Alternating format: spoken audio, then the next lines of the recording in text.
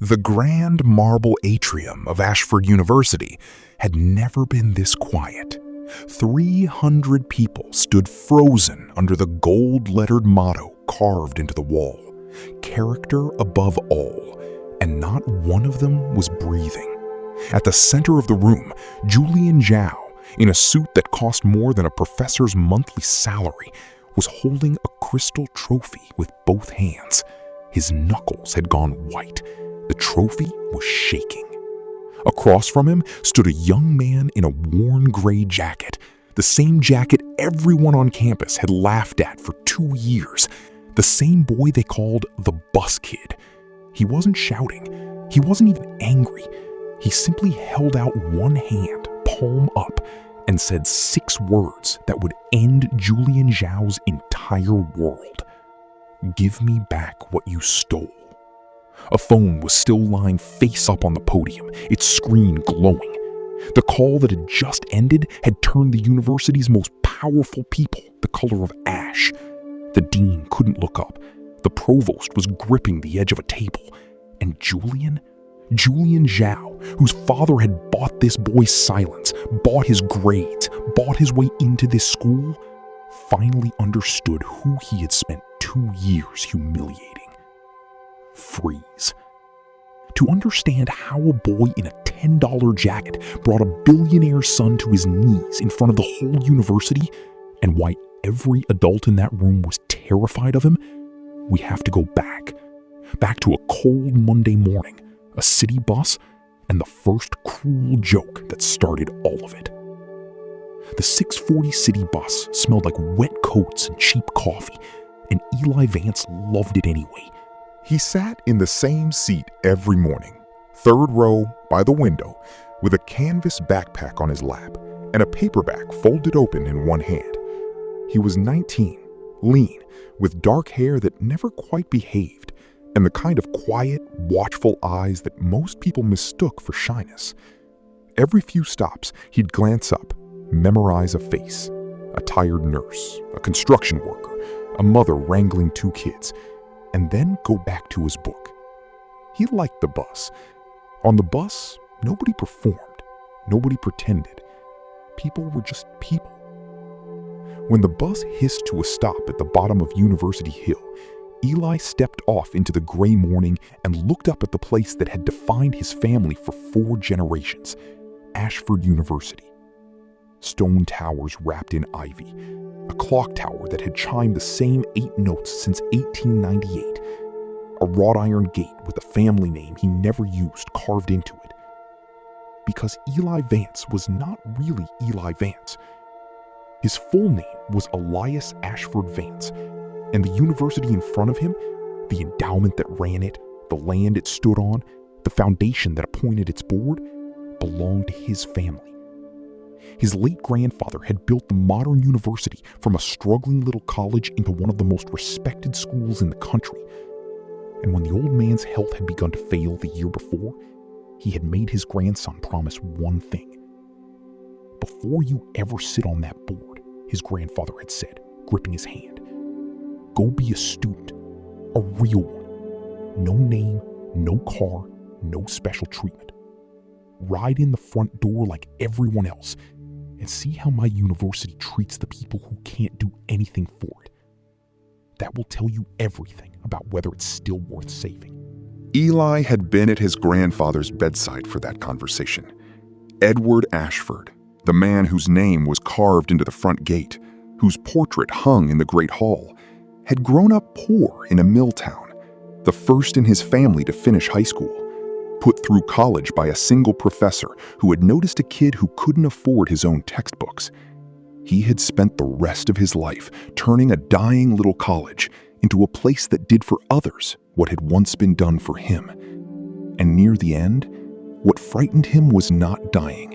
It was the stack of letters on his desk, buildings quietly renamed for donors, admissions favors for the right families, a slow rot where money was buying what character used to earn. "I built a place that was supposed to be a ladder," the old man had said. "I'm terrified it's become a velvet rope.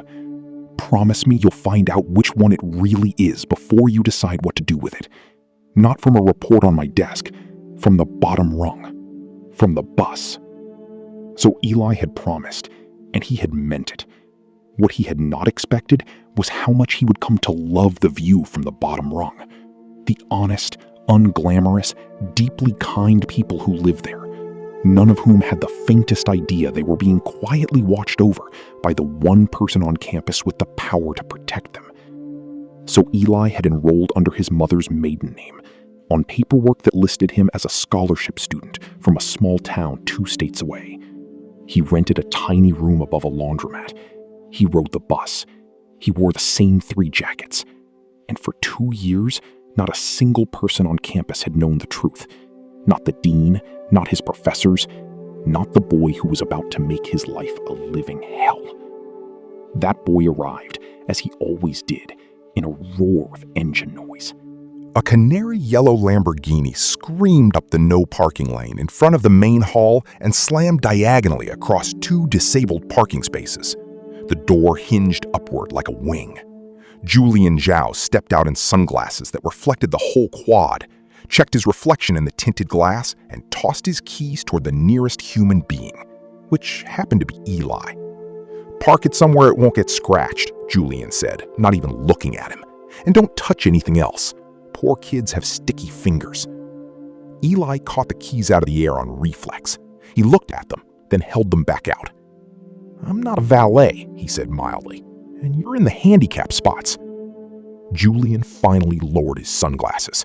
He took in the gray jacket, the canvas bag, the scuffed shoes, and a slow, delighted smile spread across his face. The smile of a boy who had just found a new toy. "Oh, you're one of the charity cases," he said. "The scholarship kids. Let me guess, you take the bus?" He said the word bus the way other people said cockroach. A couple of his friends drifted over, sensing entertainment. "Guys, look! This is what hard work with no money looks like." He plucked the keys out of Eli's hand. "People like you don't belong at a school like this. You belong at the bus stop. Run along." Eli didn't run along. He held Julian's gaze for one long, quiet second, long enough that a flicker of something uncertain crossed the rich boy's face. And then he simply walked past him toward the doors, saying nothing. It was the nothing that made Julian hate him.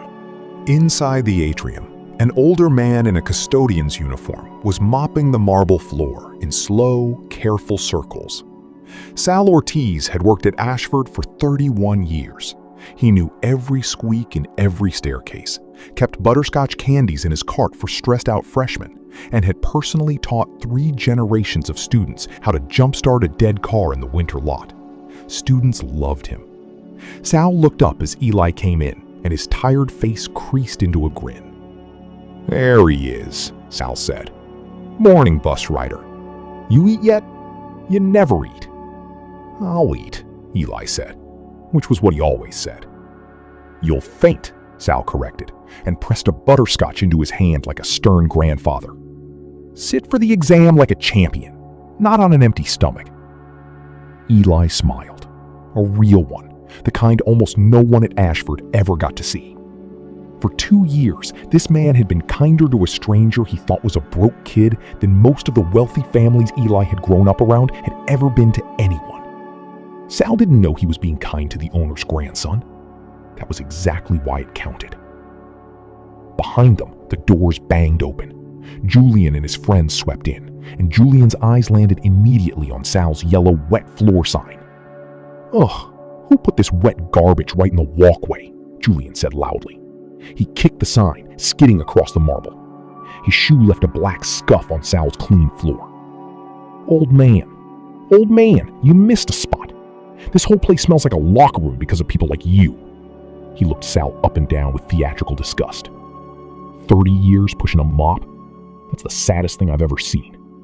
Is this really all your life amounts to? The atrium had gone quiet. Sal's jaw tightened, but he was a professional. He'd swallowed worse. "Careful, son," he said evenly, bending to pick up the sign. "Floor's slick. Don't want you falling." "Don't call me son," Julian snapped. "You work for me. Everyone here works for my family. My father's name is on the newest building on this campus. What's your name on?" Eli felt something cold and still settle in his chest. The specific, patient anger of a person who has the power to end a situation and is choosing, for now, to watch instead. He stepped forward, putting himself gently between Julian and the old man. "He asked you not to slip," Eli said quietly. "Maybe say thank you." Julian stared at him, then laughed. "The bus kid and the mop man. Perfect. You two should start a club." He leaned in close to Eli, lowering his voice so only the two of them could hear it. "You keep getting in my way, Charity Case, and I will make your 2 years here the worst 2 years of your life. I can do that. Do you understand what my family is?" "I'm starting to," Eli said. He helped Sal set the sign back up, took his butterscotch, and walked to the exam hall. Behind him, he could feel Julian's glare like heat on the back of his neck. What Julian didn't know, what nobody knew, was that in Eli's canvas backpack, underneath a battered thermodynamics textbook, was a phone with a single contact starred at the top. A man named Arthur Penn, the chairman of the Ashford Foundation Board, and the executor of his late grandfather's estate. One call to that number could rearrange this entire campus. Eli had never used it. He'd promised his grandfather he'd stay a student until graduation. That morning's exam hall was also where Eli first met the person who would end up changing how he thought about the whole plan. Her name was Maya Flores, a first year on a full financial aid package, and she sat in the front row with her hands shaking so badly she could barely hold her pencil. Eli knew the look. It was the look of someone who had clawed their way into a room like this and spent every day afraid that any second someone would decide they didn't belong. When the proctor announced a last-minute room change and half the students groaned and grabbed their bags, Maya knocked her whole pencil case onto the floor, pens rolling everywhere, and went scarlet as a couple of people snickered. Eli crouched and helped her gather them, unhurried. "First systems exam?" he asked. "Is it that obvious?" she whispered. "You already did the hard part," he said, handing her a pen. "You showed up scared, and you're doing it anyway. That's the whole job. The rest is just arithmetic." He smiled. "I take the 6:40 bus most mornings, if you ever want to run problem sets. It's free, and the company's honest." She laughed, surprised, grateful, and something in her shoulders dropped an inch. Eli didn't know it yet, but by being kind to a frightened stranger who could do absolutely nothing for him, he had just planted a seed that would matter enormously in a few weeks' time. Kindness, his grandfather liked to say, is the only investment that pays you back exactly when you least expect it and need it most. He had no idea how hard that promise was about to be tested. If you want to understand how much power a 19-year-old can have when nobody says no to him, you only had to watch Julian Zhao walk across the Ashford campus. Doors were opened. Lines parted. A barista at the campus cafe had learned to start his triple-shot order the second the Lamborghini's engine echoed off the buildings. Because the one time she'd been slow, Julian had called her manager and gotten her shift cut. Professors who should have known better laughed a half-second too long at his jokes. His father, the industrialist Wei Zhao, had donated $18 million for a gleaming new engineering annex, the Zhao Innovation Wing, and Julian wore that building like a crown. He genuinely believed the rules were a thing that happened to other, smaller people. And for 3 weeks after the incident in the atrium, he made Eli his personal project. It started small, the way Cruelty always does. A joke here, a shove disguised as a bump there. One morning, Eli arrived to find his usual seat in the lecture hall occupied by Julian's backpack, and Julian's friends had saved the entire row. "Sorry, this section's for people who pay tuition," Julian announced to the room. "Bus kids in the back." A few students laughed nervously. Most stared at their desks. Eli took a seat in the back without a word and outscored every one of them on the quiz that afternoon. That only made it worse. Because here was the thing that truly enraged Julian Zhao. The charity case was brilliant. Professor Hartley, who taught the notoriously brutal Advanced Systems Design course, had started reading Eli's answers aloud as examples of how the work should be done. Eli never bragged about it. He'd just quietly turn in work that was better than everyone else's, then go eat a $1 sandwich alone by the window. To a boy who had been handed everything and earned none of it, nothing was more humiliating than watching someone with nothing earn what he couldn't. So Julian escalated. The second week, Eli came out of the library to find his bike, his only transportation besides the bus, a rusty second-hand thing, with both tires slashed and the frame bent around a lamppost. Julian happened to be standing nearby with two friends, sipping his triple shot. "Wow," he said, wide-eyed with fake sympathy. "Somebody really doesn't respect your stuff. You should get a car." His friends howled. Eli crouched, examined the ruined bike, and looked up at Julian with those calm, unreadable eyes. "That's going to cost you more than you think," he said. "Are you threatening me?" Julian laughed. "With what? Your bus pass?" Eli picked up the bent bike, carried it to the recycling, and walked away. Julian took it as a victory. He always did.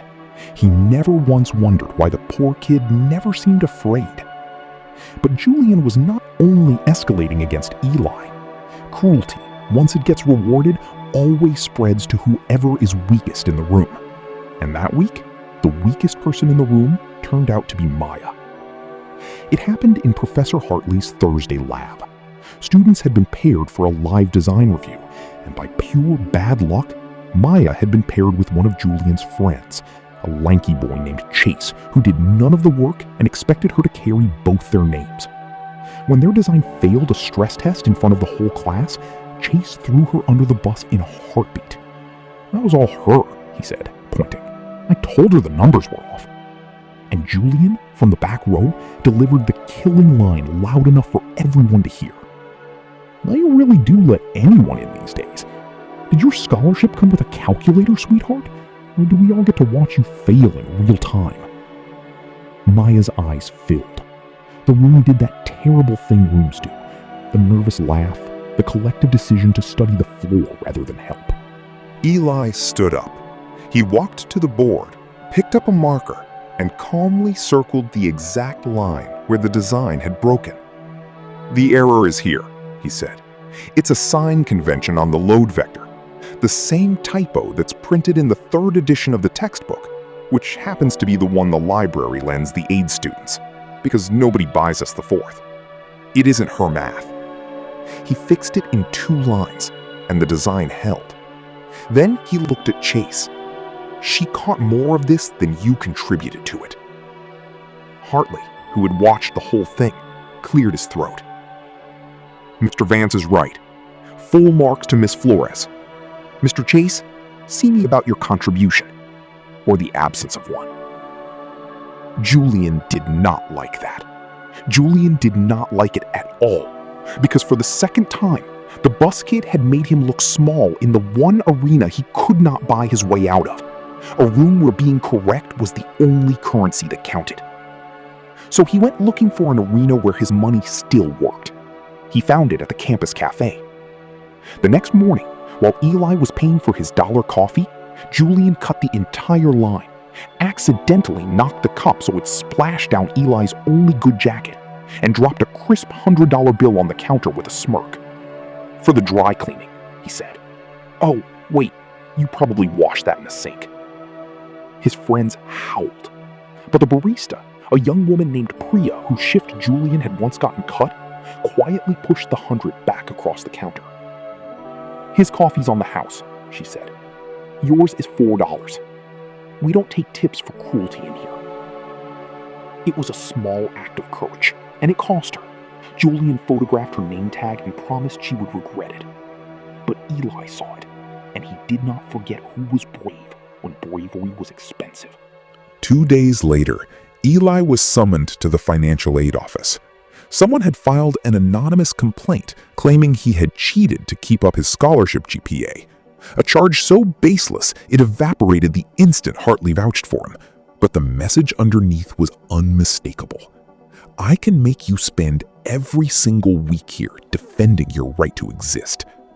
Julian had found the one weapon that genuinely frightened a scholarship kid. Not fists, but paperwork. The slow, bureaucratic bleed that people with money can inflict forever, and people without it can only endure.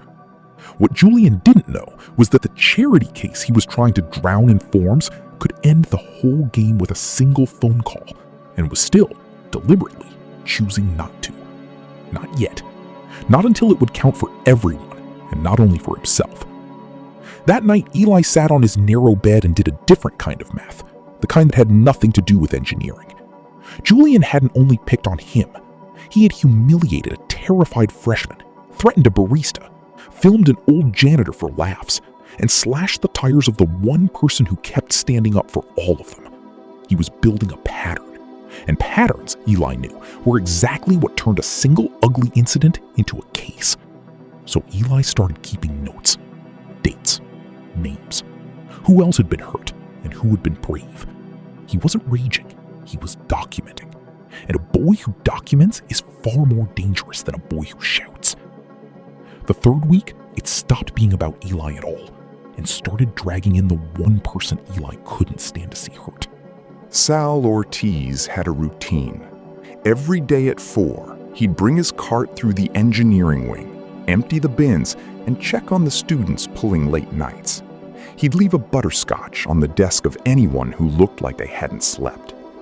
That week, Julian and his crew had claimed the best study lab in the new Zao wing as their private lounge. Feet on the tables, energy drinks everywhere, a mess Sal quietly cleaned every evening without complaint. One afternoon, Julian knocked a full can of soda onto the floor on purpose, watched it fizz across the tile, and pointed. "Hey, mop man, chop chop."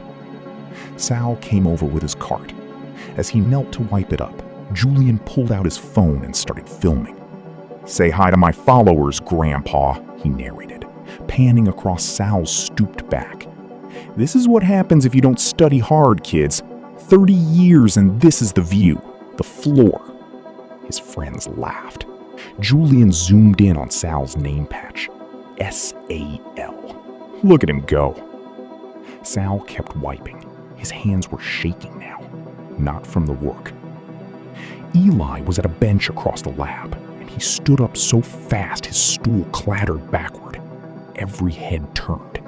He crossed the room in 6 strides, took the phone out of Julian's hand, not roughly, just decisively, and stopped the recording. "Delete it," Eli said. For the first time, Julian looked genuinely startled. Then the fury came. "Do you have any idea who you're touching?" He snatched the phone back. "You just made the biggest mistake of your worthless little life." He was breathing hard, his face blotchy. "You want to defend the janitor so bad? Fine. Let's see how much good it does either of you." He stormed out. Sal put a hand on Eli's arm. "You shouldn't have done that, kiddo," he said softly. "Boys like that, their fathers own the world. He'll make you pay." "Let him try," Eli said. But inside, for the first time, a thin thread of worry had started to pull tight. Not for himself, but for the man beside him.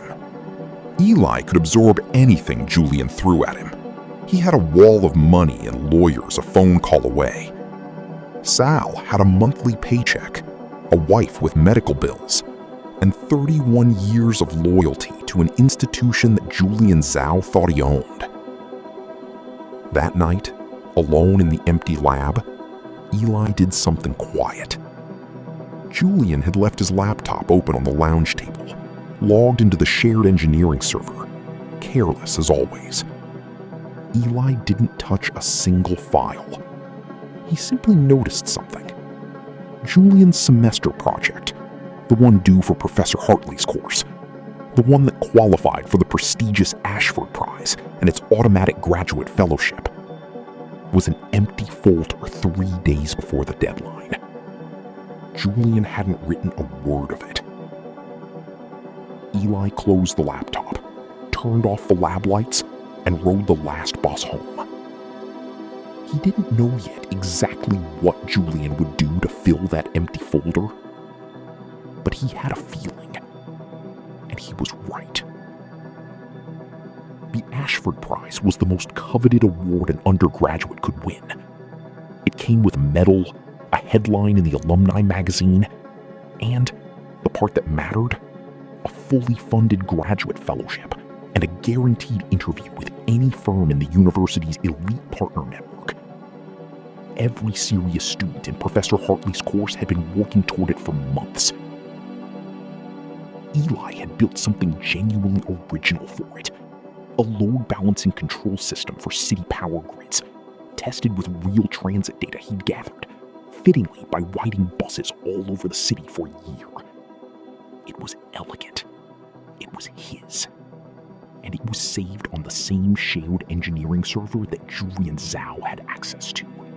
There was one more thing about that project that only Eli knew.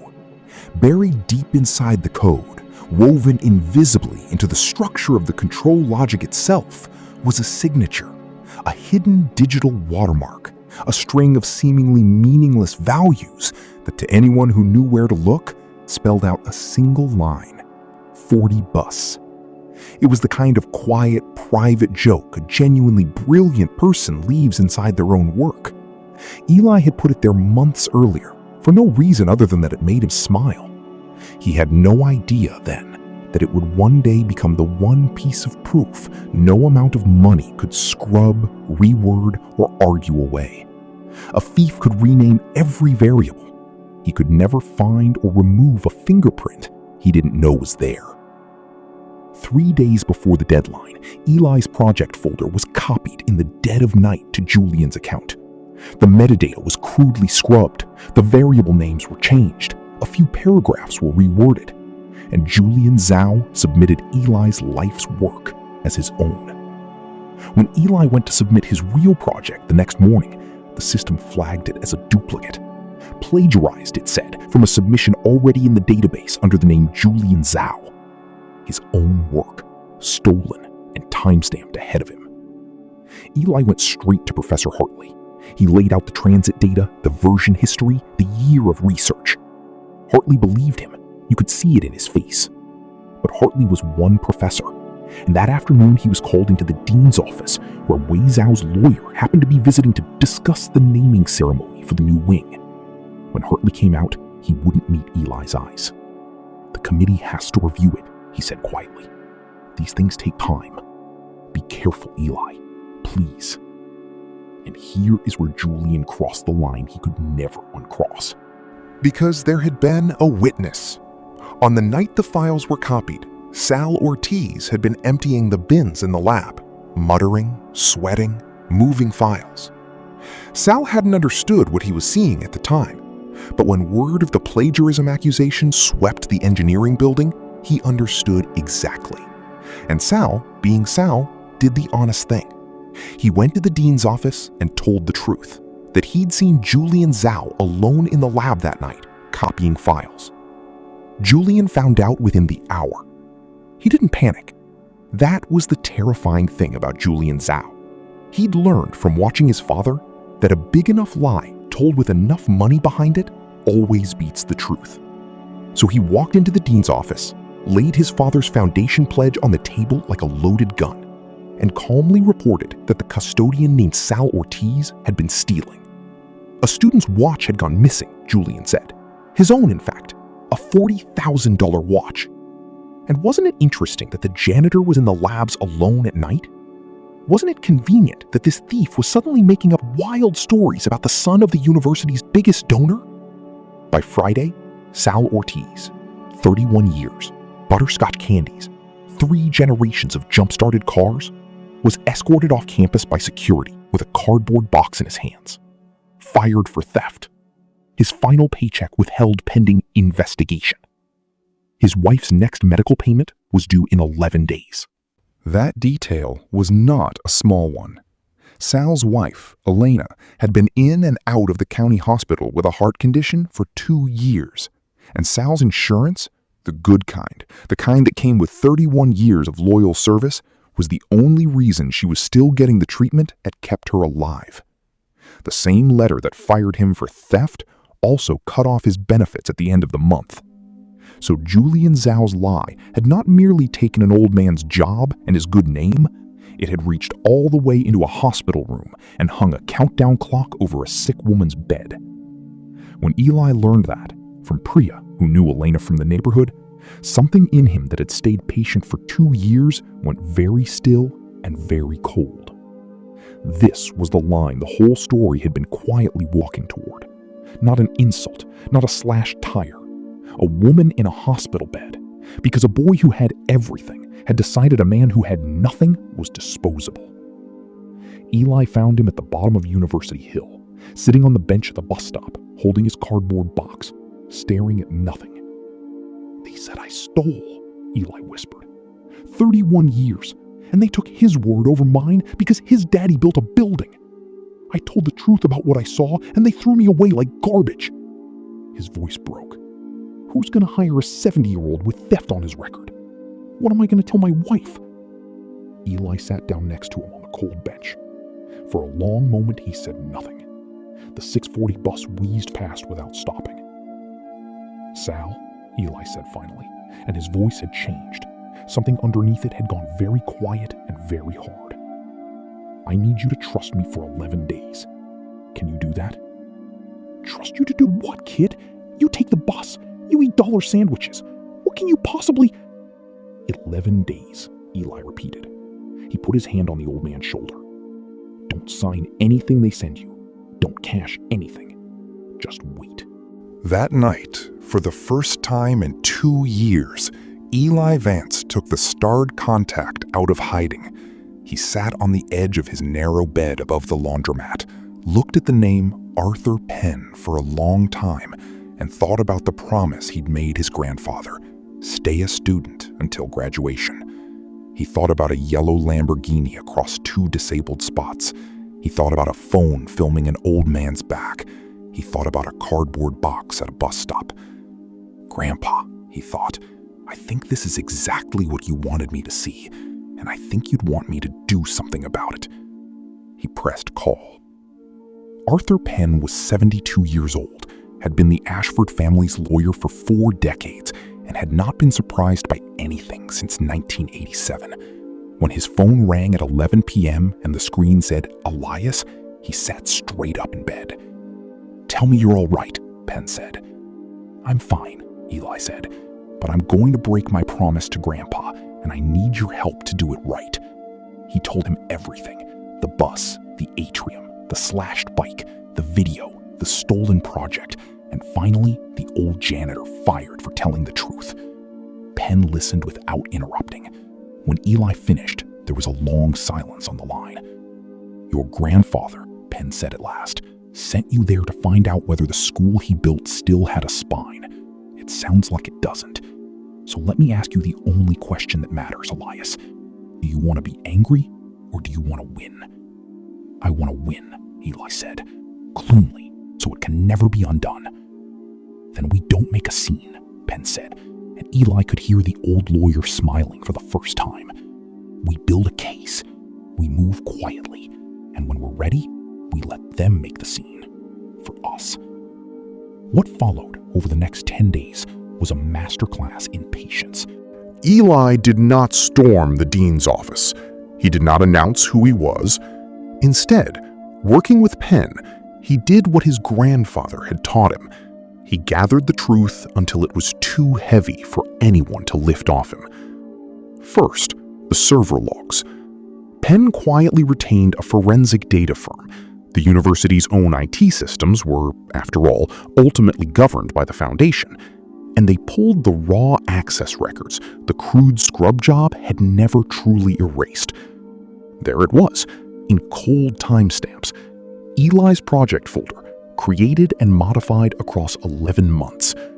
Julian's copy, created in 90 seconds at 2:14 a.m., 3 days before the deadline, from Julian's own login on Julian's own machine, at the IP address of the Zhao Wing Lounge. The theft was written in the machine's memory in a language no lawyer could argue with. Second, The witness. Penn's team took a calm, recorded, lawful statement from Sal Ortiz about what he'd seen that night, and then obtained the security footage from the lab corridor, footage the dean's office had conveniently never reviewed. There was Julian, entering the lab at 2:09 a.m. There was Sal, entering to empty the bins at 2:20, exactly as he'd said. And there was no missing watch anywhere in the timeline, because Julian had reported it stolen a full 2 days after he claimed it had gone missing, a lie the timestamps caught by the throat. Third, and this was the part that made even Arthur Penn whistle, the admission file. Because once you have the authority to look, you find everything. Julian Zhao had not earned his seat at Ashford any more than he'd earned the Ashford Prize. He had bought them both. And now, there was a paper trail. But building a case in the daylight is one thing. Keeping a 2-year secret from a man with unlimited money is another. And here, for the first time, the story turned genuinely dangerous. Because Wei Zhao had not built an empire by losing gracefully. The moment his lawyers heard that a janitor's accusation and a scholarship student's complaint were being taken seriously, they did what powerful people do when they feel threatened. They went hunting. Wei Zhao hired a private investigator to dig into everyone causing trouble for his son, which meant, inevitably, digging into Eli Vance. For 3 days, Eli felt the walls tightening. A man in a parked sedan photographed him at the bus stop. Someone called the laundromat asking about the quiet kid upstairs. The registrar received a request on official-looking letterhead for Eli Vance's full aid file and hometown records. If the investigator pulled that thread hard enough, the entire disguise could come apart before Friday. And Eli Vance had a backstory built to survive a bored clerk, not a forensic accountant with a blank check. Eli called Arthur Penn at midnight. "They're digging," he said. "If they find out who I am before the board seats me, they'll flip the whole story. Say I'm a spoiled heir who played a cruel prank on a poor kid. I need to stay invisible for 3 more days." "Then we let them find precisely what we want them to find," Penn said. Quietly and lawfully, the Foundation's own people made sure the investigators' every request ran into sealed privacy protections and dead-end scholarship trusts. All true, all impenetrable. The man in the sedan turned up a broke kid from nowhere with airtight, boring records and reported back that Eli Vance was exactly what he appeared to be. Reassured that his son's tormentor was a nobody, Wei Zhao called off the hunt. It was the last mistake he would make before Friday. Julian, meanwhile, made a mistake of his own. He tried to buy a witness. He cornered Maya Flores outside the library. He knew she had watched Eli build the grid project for months. A signed statement from her saying the work had actually been his would bury the plagiarism complaint for good. So he offered her money, real money, enough to erase a full year of her aid. "You're smart," he told her. "Smart people understand how the world really works. He's going to lose anyway." For one long moment, Maya thought about her tuition, her family, everything she was terrified of losing. And then she thought about a boy who had knelt on an exam hall floor and told her that showing up scared was the whole job. "No," she said. Her voice shook, but she said it. "You want to know the difference between you and him? He helped me when I was a nobody who couldn't do a single thing for him. You're only offering me money now that I finally can. I'm not for sale." She walked away on legs that barely held her, and then, because courage is a muscle that grows the instant you use it, she went straight to Professor Hartley and repeated every word. Hartley wrote it down, dated it, and signed it as a witness. That was Julian's fatal error. He had not merely stolen a project, he had now tried to bribe a student into perjury, in front of a girl brave enough to report it and a professor willing to record it. The paper trail had just grown its sharpest edge, and Julian himself had handed it over. The emotional low point came on Thursday. Elena Ortiz was readmitted to the hospital, and Sal, jobless, his name in the mud, his savings draining away on her care, sat in the waiting room, and for the first time, stopped believing it would ever be okay. He called Eli. "I know you told me to wait, kiddo," he said, his voice hollow. "But I don't think waiting fixes this one. Some things money just wins. Maybe it's time I taught you that instead of the other way around." Eli stood at his window, staring at the clock tower on the hill, and made himself say the hardest sentence in the entire plan. "One more day, Sal. Give me one more day." Meanwhile, on the surface, nothing seemed to change, which is what made the noose so tight. Julian, riding high, was insufferable. He'd won the Ashford Prize with Eli's stolen work, and the ceremony to award it was scheduled for Friday in the Grand Atrium, with the dean, the provost, faculty, students, and, as guests of honor, Wei Zhao and his lawyers, there to also unveil the plaque for the Zhao wing. Julian spent the week doing victory laps. He cornered Eli outside the library on Wednesday. "Heard your little plagiarism problem is going to committee," he said, grinning. "Shame. They'll probably expel you. And your janitor friend? Gone. You know, you really should have just parked my car when I asked. All of this," he spread his arms, "is because you didn't know your place. This is my school charity case. My name is on it. And you're going to graduate from the bus." Eli looked at him for a long moment. Everything in him wanted to end it right there. Instead, he let the noose tighten one more inch. "You keep saying your name is on this school," Eli said quietly. "Say that on Friday, at the ceremony, in front of everyone. Say the whole school belongs to your family." "I'll say it into the microphone, loser," Julian sneered. "Be there. Watch me get my medal. It'll be the best day of my life and the worst of yours." He walked off laughing.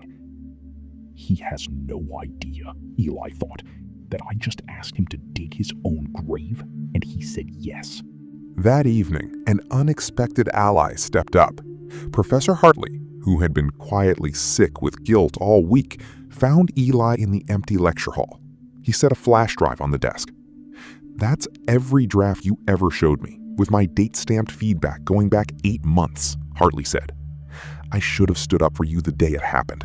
I let a lawyer in a nice suit scare me." He straightened his shoulders.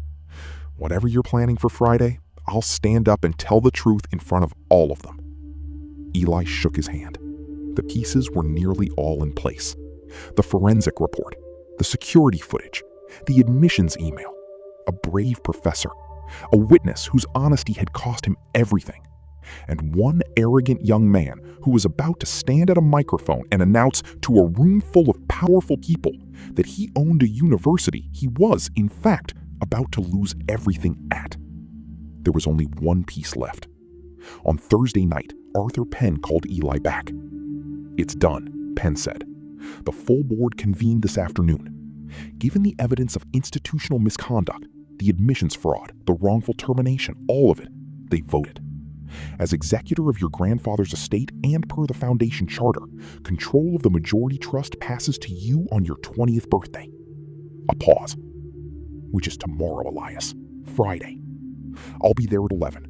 The board will be waiting on the line to formally seat the new chairman of the Ashford Foundation." Another pause. Warmer now. "Your grandfather would be very proud. Go get some sleep, son. Tomorrow you go home as who you really are." Eli hung up, walked to the window of his little room above the laundromat, and looked out at the clock tower on the hill, glowing against the dark. Tomorrow it would chime at 11, and this time, everyone would find out who the boy on the bus really was.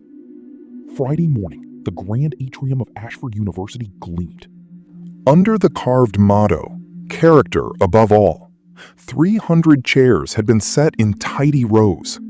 A stage held a podium, a microphone, and on a velvet cushion, the crystal Ashford Prize trophy.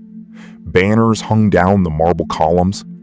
At the front sat the important people: Dean Whitfield, sweating slightly in a suit, the provost, a row of professors, and in the place of honor, the industrialist Wei Zhao, flanked by 2 lawyers in matching charcoal suits, checking their watches. Behind a velvet rope, a covered plaque waited to be unveiled. the Zhao Innovation Wing. And in the third row, in a worn gray jacket, sat Eli Vance.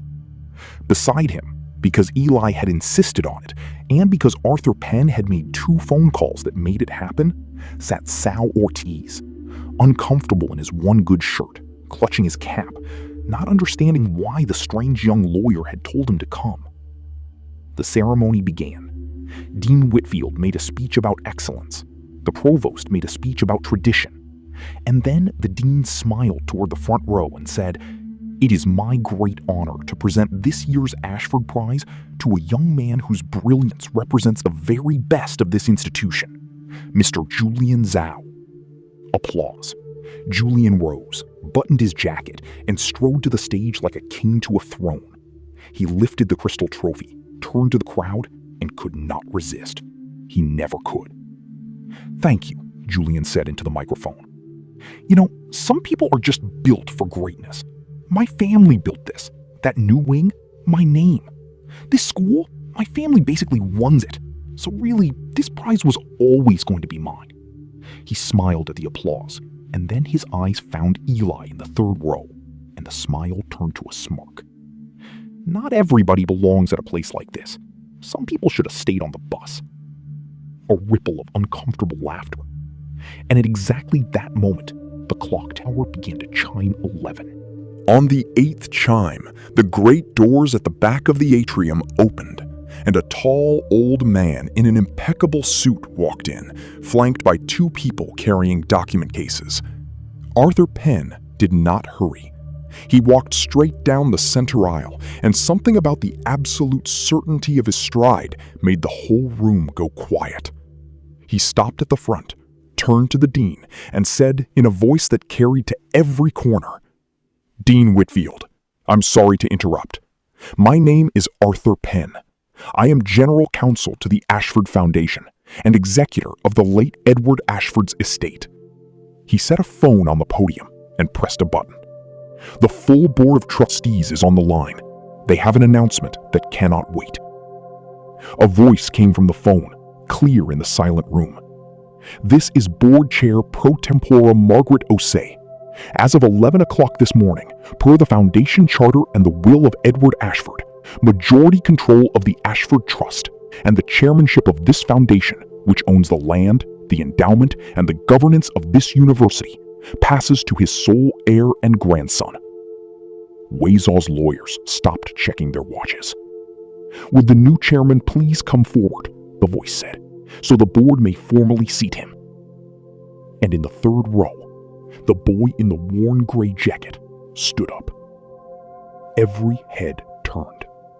Julian, still on the stage, still holding the trophy, laughed once. A confused, high sound. What is this? Some kind of joke? He takes the bus. Eli walked down the aisle. He did not hurry either. He passed Waysaw, who was staring at him with dawning horror.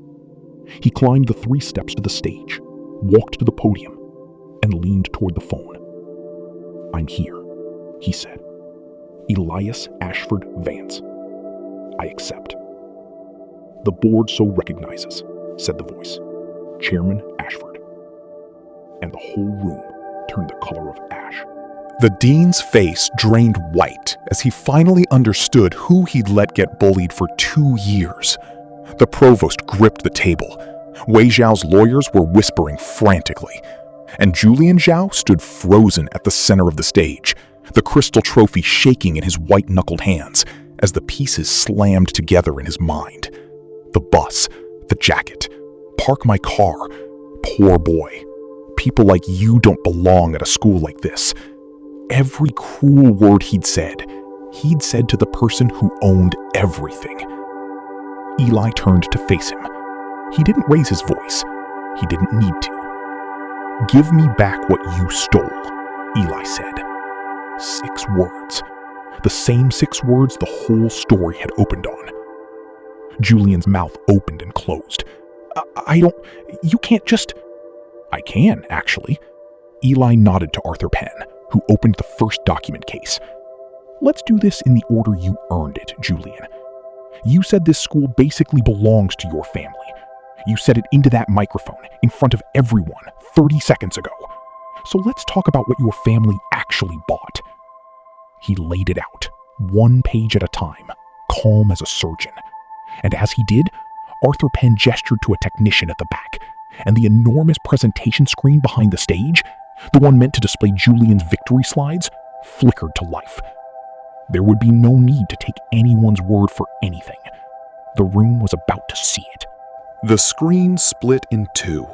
On the left, Eli's project, its version history scrolling back 11 months, edit after edit, night after night. On the right, 3 days before the deadline. 2 columns of code sat side by side, line for line identical beneath the cosmetic renaming. The left one, time-stamped nearly a year ago. The right one, 90 seconds of copying. No flashing graphics, no dramatic captions, just 2 timelines, cold and plain, telling the whole story to 300 people at once. Somehow the quiet of it was worse for Julian than any accusation could have been. "This is the forensic server log," Eli said, setting it on the podium. "It shows my grid control project, built over 11 months. And it shows a copy made from your laptop at your login at 2:14 in the morning, 3 days before the deadline. The project you just accepted a prize for. You didn't write a word of it. You stole it from the boss kid." Eli paused, and for the first time, something almost like a smile touched the corner of his mouth. But here's the part you could never have planned for, Julian. You changed the variable names. You reworded the paragraphs. You scrubbed the metadata. He nodded toward the screen, where a single highlighted line of code now glowed. "You just didn't know that I sign my own work. Months ago, I hit a watermark inside the control logic, a fingerprint written into the math itself. It's still there. It's in your copy right now, exactly as I left it, because you were too busy stealing it to understand it well enough to find it." He let that land. "You didn't just fail to write it." A gasp went through the crowd. Professor Hartley stood up in the second row. "I can confirm every word of that," Hartley said loudly. "I have 8 months of dated drafts. The work is Eli's." "Next," Eli said, "you told the dean that this man," he gestured to Sal, who had risen, stunned in the third row, "stole a watch." He set down the next page. "Here's the security footage timeline. Here's the fact that you reported the watch missing 2 days after you claimed it vanished. There was no theft." Behind him, the screen changed again. Grainy corridor footage began to play, silent, time-stamped in the corner. Julian entering the lab at 2:09 a.m., hunched over 2 laptops. Then a second clip, the one everyone had heard about but never seen. Julian's own phone video, the one he'd filmed for laughs, of Sal Ortiz on his knees wiping a floor while the boys laughed off camera. Played here, in this silent marble room, in front of the man's colleagues and the students who loved him, it did not look funny at all. It looked like exactly what it was. Somewhere in the crowd, a voice said very quietly, "Oh my God." The crowd was murmuring now, an ugly, turning sound, turning against Julian. "There's more," Eli said, still not raising his voice. 2 days ago, you offered a first-year named Maya Flores enough money to erase her financial aid if she would sign a false statement claiming my work was yours. Maya rose in the crowd, pale but steady, and nodded once. She said no. Then she recorded it, and Professor Hartley witnessed and dated her account. Eli laid the signed page on the podium with the rest. "Do you understand what that is, Julian? That's not a bad grade. Attempting to bribe someone into perjury is a crime. You didn't just cheat. You tried to buy a poor kid's integrity, and it turned out she had more of it than your entire family could afford." Then he turned to the 2 friends in the front row, Chase and the boy who had laughed loudest over the slashed bike. "And the 2 of you. You held the camera. You saved the seats." He let the silence stretch until it hurt. The parking structure footage from the night Mr. Ortiz supposedly stole that watch? shows the three of you together, staging all of it. You weren't bystanders. You were accessories. Chase sat down as though his strings had been cut. Eli looked, last, toward the front row, at Dean Whitfield, whose face had gone the color of old paper. And the adults in this room, who knew better and chose the donor over the truth, that is a longer conversation. It is going to happen upstairs with the full board this afternoon. The murmuring had stopped. Now the atrium was perfectly silent because everyone finally understood that this was not a tantrum. It was a reckoning, delivered by someone who held every fact, every timestamp, and every ounce of the authority required to make it stick. And finally, Eli said, and for the first time he looked past Julian, straight at Wei Zhao. The $18 million, wired 11 days before an acceptance letter to a student whose scores were, and I'm quoting your own admissions office, well below our line. You didn't donate a building, Mr. Zhao. You bought a seat and dressed it up as generosity. He set the last page down. That's not a donation. Where I come from, we have a different word for it. So do the federal authorities. Wei Zhao stood, his face gray, one hand raised. Now, let's be reasonable, young man. I'm sure we can come to an arrangement. Everything has a price. That, Eli said quietly, is exactly what my grandfather sent me here to find out. Whether this school still had anything money couldn't buy. He looked around the silent atrium, at the carved motto above them all. Character above all. He put those words up there 60 years ago. I'm gonna make them true again. The whole room had heard it. A billionaire in front of 300 witnesses and a board still live on the phone, trying to buy the new chairman of the foundation barely a minute after learning who he was. A few people actually gasped at the nakedness of it. Eli didn't argue and didn't shout. He simply let the offer hang in the air until its own ugliness had filled every corner of the atrium. He turned back to Julian and delivered the payoff, beat by beat. So here's how today ends. The Ashford Prize is revoked. It goes to the person who actually earned it, and it isn't me. I'll recuse myself. It goes to the next honest student in line. He gently took the crystal trophy out of Julian's frozen hands. Your admission is referred to the board for review under the fraud findings. I suspect it won't survive the week. The plagiarism will go on your academic record where anyone who ever considers hiring you can see it. He set the trophy back on its velvet cushion. And the donation and the admissions email and everything in these files go to the authorities this afternoon. What happens to your father after that isn't up to me. It's up to the law, the thing your family thought it was above. Julian Zhao, who had never in his life heard the word no, finally heard it, and it broke something in his face. You can't do this to me, he whispered. Do you know who I am? Eli looked at him almost gently.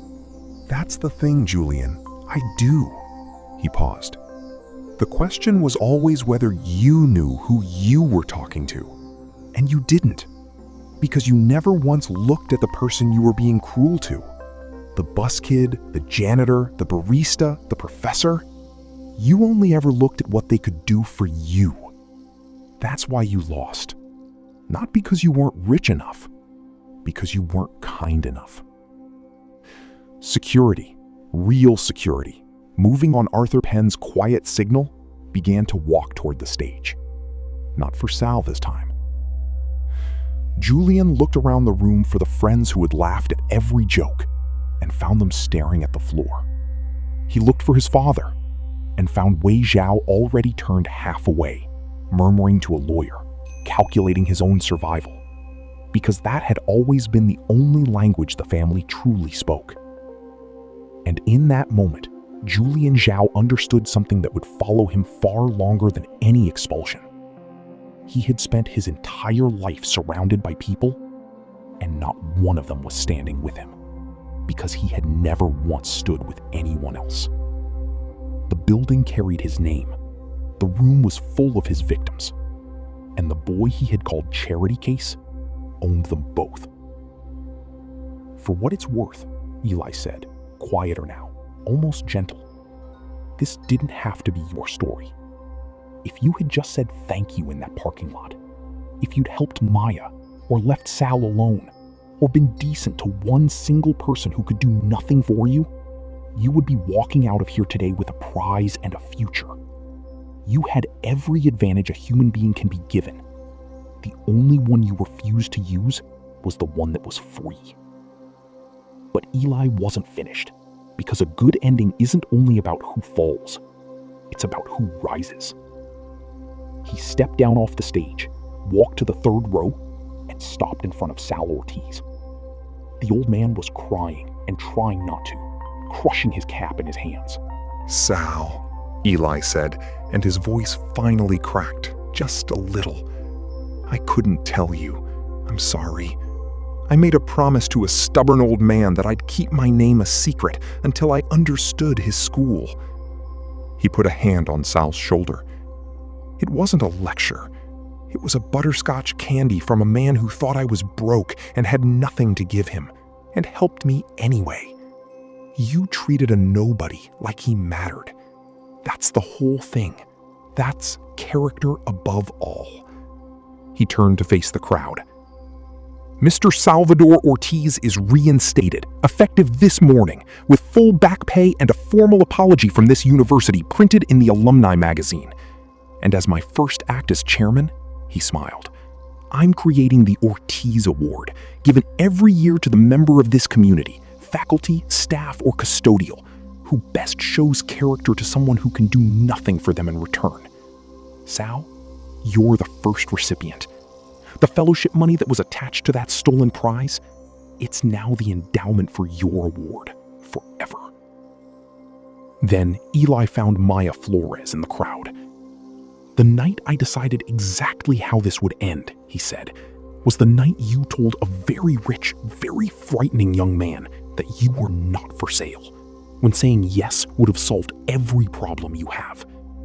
That is the rarest thing in this entire building, and it doesn't show up on a single transcript." He announced a new, permanently endowed Ashford Integrity Scholarship, full ride, and named her its first recipient. Maya pressed both hands over her mouth. A few feet away, Priya, reinstated with back pay by a single phone call an hour earlier, was laughing and crying at the same time. The atrium erupted. Students were on their feet. Some were crying. The barista who'd had her shift cut was clapping so hard her hands hurt. Professor Hartley was grinning like a man who'd found his spine and was glad to have it back. Sal Ortiz hugged the boy he'd fed butterscotch to for 2 years, and neither of them said anything, because they didn't need to. At the back of the room, quietly, Wei Zhao and his lawyers were escorted out one door. Julian was escorted out another, no longer a king, just a 19-year-old who'd never been told no and had just been told it by the whole world at once. As the door closed behind him, the last thing he saw was the boy in the gray jacket, standing under the words "character above all," being lifted up by a room full of people who, now that they knew who he was, realized he'd been the richest person in every room he'd ever quietly walked into, and the least cruel. That afternoon, Eli Ashford took the 6:40 bus home one last time, sitting in his usual seat, third row by the window, reading his paperback. An old woman across the aisle was struggling with her grocery bags. He got up and helped her without being asked. He didn't do it because anyone was watching. He did it because that, in the end, was the whole point. In the weeks that followed, though the video would only ever capture that single morning, everything rolled out just as Eli had promised. The stolen prize was formally revoked. Julian's fraudulently obtained admission was rescinded. His name came off the rolls the same week his father's donation became the opening exhibit in a federal inquiry into admissions bribery. Dean Whitfield resigned before he could be removed. Elena Ortiz's treatment continued without a single missed payment. Her benefits restored and backdated to the day she lost them. And the Zhao Innovation Wing quietly lost its name. The plaque that was never unveiled went into a storage room, and the building was rechristened for the professor who, decades earlier, had bought a poor Milltown boy his textbooks. The reason, in the end, that any of this existed at all. Julian Zhao had a name on a building and a father who owned half a city. Sal Ortiz had a mop, a bag of butterscotch candies, and 31 years of treating strangers like they mattered. Only one of them still had their dignity when the clock tower chimed 11. So here's the question I want you to answer in the comments. Was Eli right to wait 2 whole years? Or should he have revealed who he was the very first day in that parking lot? Tell me below. If you believe character should count for more than a bank account, hit subscribe and stay for the next one. The CEO who fired the wrong janitor and the intern who turned out to own the company. You won't believe how that one ends.